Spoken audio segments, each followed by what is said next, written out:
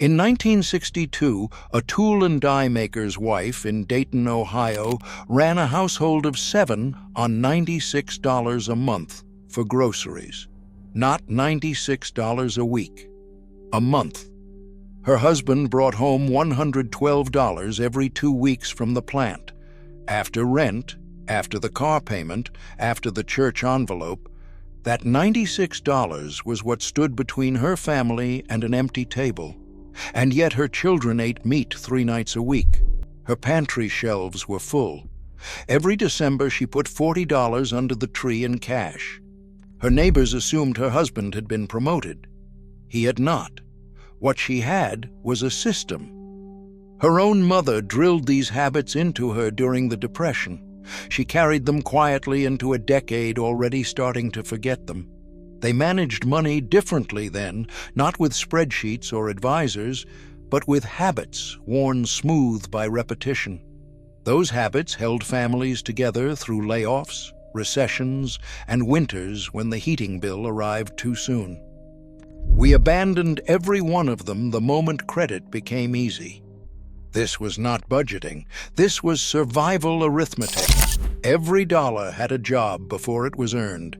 Every purchase was weighed against something the family might need next month.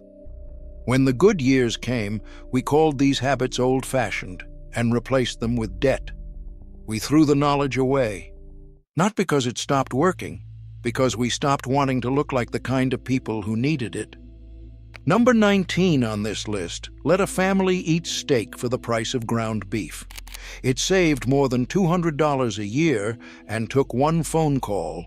Number 11 cost nothing at all, and whole neighborhoods ran on it instead of cash. And number 2, the single rule that kept more 1960s families out of debt than any raise, was passed down in 4 words. These 25 habits were not about being frugal, they were about never being helpless. They were the difference between a family that survived a plant closure and one that lost the house. Hit that subscribe button.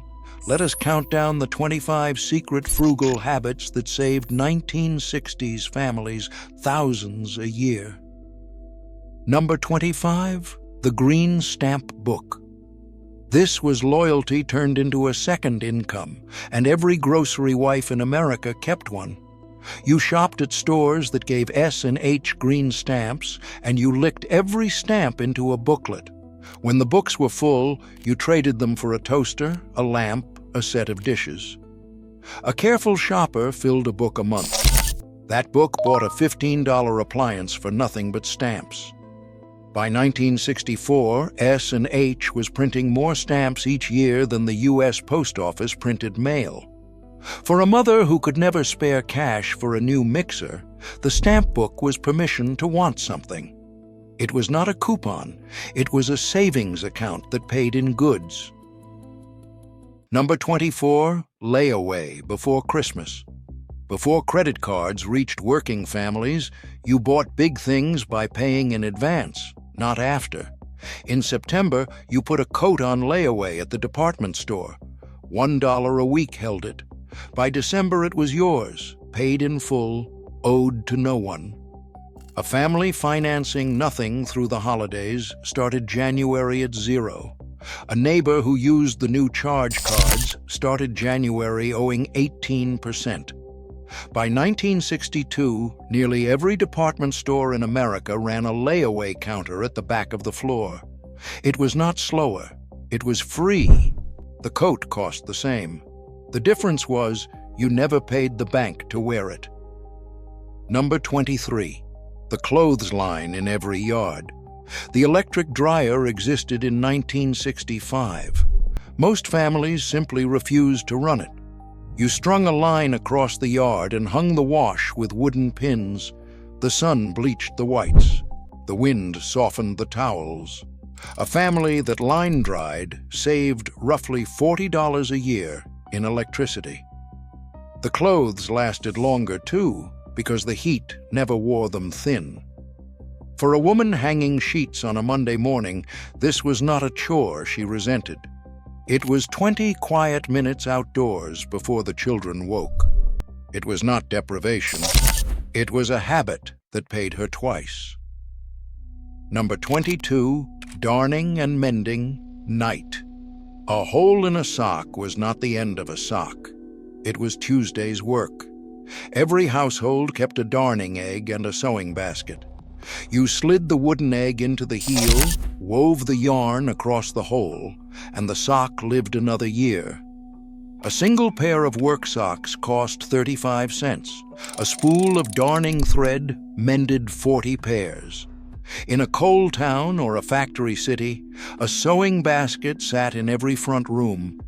For the mother of 4 boys, mending night was not punishment. It was an hour by the radio with her hands busy and her mind at rest. They did not throw away what could be saved. They saved it, and they slept fine. Number 21, the Sunday roast that lasted a week. 1 cut of beef fed a family for 5 days, and nobody felt cheated. Sunday, it was a roast with potatoes. Monday, it was cold sliced beef in sandwiches. Tuesday, it was hash. Wednesday, the bones and scraps became soup. A $4 roast in 1963 stretched across 11 separate meals. For a family that could afford meat only once, this was how meat appeared every day. It was not the same dinner reheated. It was one animal, fully respected. They did not waste a roast. They retired it slowly, with honor. Before we go on, I made something special for you. Guides for people like us who still believe the old ways mattered. They're the forgotten money habits our grandparents lived by, tricks that could save you thousands a year. But this knowledge is disappearing. And once it's gone for good. I've put together 2 books for you, plus a free bonus. Scan the QR code on screen now, or click the link below. I'll wait right here. Number 20, the bacon grease can. Beside every stove sat a coffee can, and into it went every drop of bacon fat. That grease was the cooking oil for the rest of the week. Eggs fried in it. Greens were seasoned with it. Cornbread was richer for it. A can of lard cost $1.25 at the store. The grease can refilled itself for free because the bacon was already bought. In southern and working-class kitchens, pouring fat down the drain was unthinkable. The can on the stove was free flavor and free memory of leaner years. Nothing fried tasted better. Nothing cost less. Number 19, buying the cow. A family with a chest freezer could eat steak at the price of ground beef, and the secret was buying half an animal at once. You called a local farmer or a butcher and bought half a cow. The price per pound fell by half. Steaks, roasts, and ground beef came home together and filled the freezer for a year. The freezer cost $100 once. It saved $200 a year, every year after. For a family that could never afford steak at retail, this was steak. It was not a splurge. It was arithmetic done in advance. Number 18, the summer of canning. When tomatoes were cheap, you did not eat them. You sealed them in jars for January. Every August, the kitchen turned into a factory. Tomatoes, beans, peaches, and pickles went into mason jars by the dozen. A bushel of tomatoes cost $2 in season and became 40 jars worth $20 in winter. For a farm wife, canning season was exhausting and sacred. It was the difference between buying winter vegetables and owning them. They did not shop for January. They built January in August and shelved it. Number 17, the kitchen ledger. Every penny that came in or went out was written by hand in a notebook kept in a kitchen drawer. The notebook cost a nickel at the dime store. There was no app, no statement, no balance on a screen. One column for income, one column for everything spent. A wife who kept the ledger knew on the 15th exactly what was left. A family that wrote it down overspent by accident almost never. In millions of homes, the bookkeeper was the mother, and the books were never wrong. It was not bookkeeping for a business. It was the family telling itself the truth, one line at a time. The notebook never flattered anyone. That was its power. Here is what nobody talks about. The women running these households in the 1960s were not naturally frugal. They were trained. Almost every one of them had been a child during the Depression. They watched a parent lose a job, a farm, or a house. That fear did not leave when prosperity returned. It went underground and turned into habit. The grease can, the ledger, the darning egg, these were not quirks. They were the scar tissue of people who had once gone without and swore their own children never would. We inherited their comfort and threw away their caution.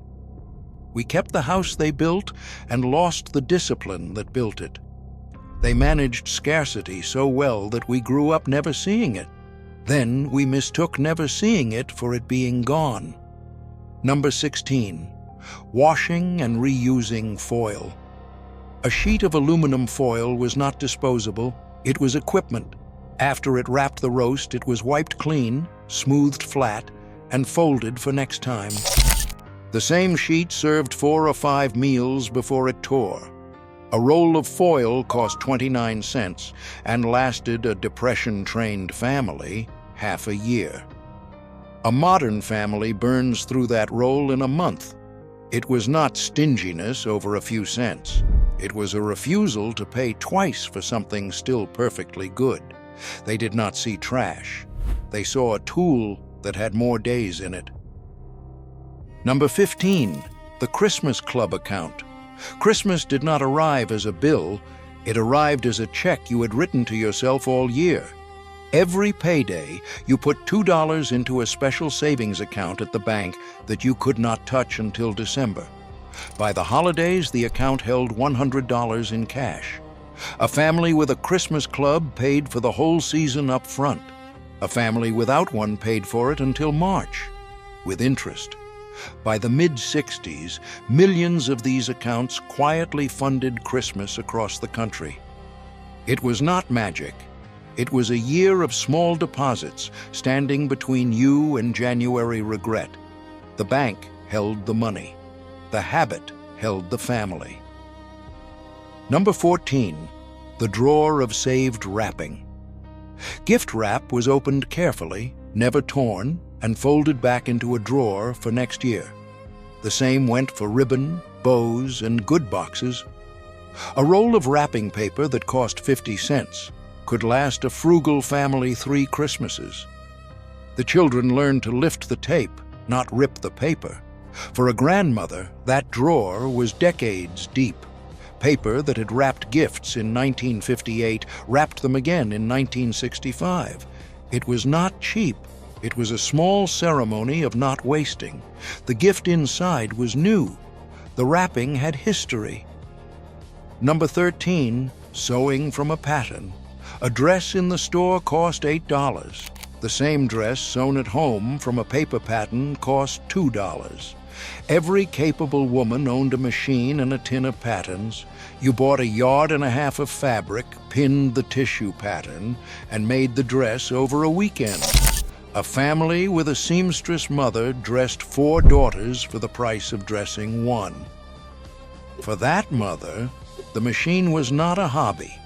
It was a clothing store she owned outright. They did not buy the wardrobe. They manufactured it, one Sunday at a time. Number 12, the pressure cooker and the cheap cut. The toughest, cheapest cuts became the best meals, and the pressure cooker was how. A chuck roast ran 39 cents a pound when steak ran 4 times that. 40 minutes under pressure turned tough meat tender enough to fall apart. A family with a pressure cooker ate well on the cuts others passed over. The expensive cut and the cheap cut ended up equally tender. The difference was 40 minutes and a little knowledge. It was not poor people's food. It was the same nourishment, bought smarter. Number 11, trading over the back fence. Whole neighborhoods ran a second economy with no money in it at all. Your tomatoes were ripe, and your neighbor's zucchini was endless. You traded. The man with apple trees gave to the family with sweet corn. A bag of tomatoes that cost 30 cents at the market cost nothing over the fence. On a single working-class block in Cleveland, one good garden could feed 3 porches. No cash changed hands, and every table was fuller for it. It was not charity. It was a web of small favors no one bothered to count, because counting was not the point. Number 10, the milk bottle deposit. Milk came in glass, and the glass was worth money. The milkman left full bottles and took the empties, and every empty you returned came off the bill. A family that returned its bottles paid for milk. A family that lost them paid for milk and glass both.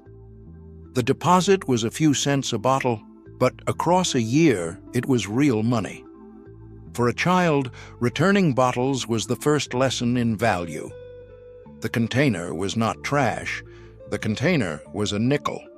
They were taught early that almost nothing is truly worthless. In 1965, a homemaker in Toledo spent perhaps 15 minutes a day on small acts of prevention. She oiled the hinges. She sharpened the knives. She rubbed wax into the leather and turned the mattress. Her annual cost for all of it was close to nothing. Today, the average family spends over $4,000 a year on repairs. 15 minutes a day would have prevented most of them. We did not get poorer at these skills. We got convinced our time was too valuable to spend on them. So we pay strangers to do what our grandmothers did between dinner and the evening news. The work did not disappear. The knowing how disappeared, and the bill for forgetting comes due every single year. Number 9, powdered milk in the pitcher. Whole milk was expensive, so it was stretched, not replaced. A wise mother mixed powdered milk and fresh milk half and half in a cold pitcher overnight. The children drank it and never knew. A box of powder cost 40 cents and stretched a single gallon into 2 gallons. A family of 6 cut its milk bill nearly in half. It was not watered-down living. It was the same calcium, the same breakfast, for half the money. They did not announce the trick at the table. They let the pitcher do its quiet work. Number 8, the kitchen haircut. No boy in the family saw a barber until he was old enough to argue. A barbershop cut cost $1.50. A pair of clippers cost $6 once, and cut hair for 15 years. Saturday morning, a chair went out on the porch, and the children took turns. A family with 4 boys saved $70 a year on hair alone. For the father holding the clippers, it was 10 minutes and a small ritual. It was not about looking poor. The boys looked fine. It was about refusing to pay for what 2 hands could do at home. Number 7, the 2-day rule. Before buying anything that was not food, rent, or medicine, you waited 2 days. If you still wanted it after 48 hours, you could buy it. If you had forgotten it, you had your answer. The $5 want that felt urgent on Monday was usually gone by Thursday. A family that waited bought far less and regretted far less. It cost nothing and saved everything impulse would have spent. For a man who remembered the Depression, this was not willpower. It was a way of staying out of the place where every dollar was already owed. The rule was simple. The discipline was everything. Number 6, heating one room. In winter, the whole house was not warm. One room was. The family gathered in the kitchen or the front room, and the rest of the house stayed cold and closed. Doors were shut to trap the heat where the people were. A family that heated one room cut the winter fuel bill by 1/3, as much as $60 across a single Ohio winter. The children did homework at the same table, under the same lamp, in the same warmth. It was not a hardship anyone resented. It was an evening pulled close together. The cold rooms could wait. The family did not. Number 5, repair before replace. When something broke, the first question was never where to buy a new one. It was whether it could be fixed. A toaster, a lamp, a chair, a radio. All of it was opened, studied, and mended. A new toaster cost $12. A new cord cost 40 cents. A father who could rewire a lamp saved that lamp a dozen times over its life. It was not about being unable to afford new. It was about not paying for new until old was truly finished. They fixed first. They bought last. Most things never reached last. Number 4, buy it once, buy it good. When something finally had to be bought, you bought the best you could afford and never bought it again. A cheap pair of boots cost $4 and died in a year. A good pair cost $12 and lasted a decade. The careful family paid more once instead of less 5 times. A well-made coat outlived 3 cheap ones and looked better doing it. It was not extravagance to spend $12. It was arithmetic. They understood that cheap things are the most expensive things because you buy them again and again. Number 3, the envelope system. This was the budget that needed no bank, no math, and no second guessing. On payday, you cashed the check and divided the cash into labeled envelopes: rent, groceries, utilities, church, savings. Each envelope got its share before anything was spent. A week's grocery envelope in 1961 held perhaps $15, and when it was empty, the shopping stopped. There was no borrowing from next week. By the early 60s, the system was so common that banks ran ads begging families to use accounts instead. For a mother raising children through a lean year, the empty envelope said everything. It was not a technique. It was the truth, made physical. The envelope never lied. That was its genius. Number 2, pay yourself first, before the rent, before the groceries, before the light bill. The very first thing that happened on payday was money set aside for savings. It did not matter if it was $2. It mattered that it came first, not last, not whatever was left over. A family that saved first always saved. A family that saved last almost never did. This was the rule the older generation enforced more fiercely than any other. The amount was small. The order was sacred. They paid the future before they paid anyone else. Number 1, spend less than you earn. That is the whole trick. No envelope, no ledger, no system at all. Just the brutal, boring, unfashionable discipline of spending less than came in. Every week, every month, for years. $10 kept back each week became the down payment on a house in a decade. That small gap built everything: a paid home, a quiet retirement, a child sent further than the parents ever went. It was not exciting. It was not clever. It was the foundation under every other habit on this list. Spend less than you earn. Everything else is just a way of making that easier to do. None of these habits required a degree. None of them required an advisor or an account or a subscription to anything. They required attention. They required the willingness to look at money honestly, without shame and without fantasy. The families of the 1960s understood something the decades since have spent a fortune trying to make us forget. Comfort is not the same as security. Convenience is not the same as freedom. The ability to buy anything you want means nothing if you have not first built the ability to say no. These were not the habits of poor people. These were the habits of free people. They turned a mill worker's wage into a paid house and a full pantry. They did it with envelopes, a notebook, and a grease can on the stove. We did not lose these habits because they failed us. We lost them because we were told we had grown too modern to need them. The math has not changed. What you keep still matters more than what you earn. The quiet ones who understood that built something that lasted. So can we.